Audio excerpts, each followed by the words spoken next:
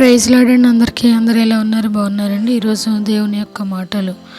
దేవుని సన్నిధిలో మౌనంగా ఉండడం నేర్చుకున్నవారు అనేకులు ఎదుట మౌనంగా ఉంటారు. దేవుని మాట వినాలని ఆశ కలిగిన వారు మనుషులతో ఎక్కువగా మాట్లాడలేరు, వారితో వాదన కూడా చేయలేరు. మౌనంగా ఉండడం వల్ల చాలా గొడవలకు మీరు దూరంగా ఉండవచ్చు. మీ నిరీక్షణ దేవుని పైన ఉంచండి. ఆయన మిమ్మును సిగ్గుపడనివ్వడు. నీ సమస్యలకు పరిష్కారం కొరకు మనుషుల దగ్గరికి వెళ్ళి అక్కడ నీ సహనాన్ని కోల్పోతున్నావేమో. దేవుని సన్నిధిలో మౌనంగా ఉండు.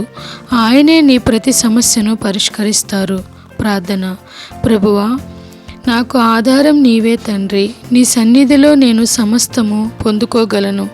నీ వలనే నాకు శాంతి సమాధానము ఉన్నవి తండ్రి. ప్రభువా, ఎందుకంటే నీవు నాలో ఉన్నావు కనుక తండ్రి. ఆమెన్. ప్రైజ్ ద లార్డ్ అండి. Thank you so much.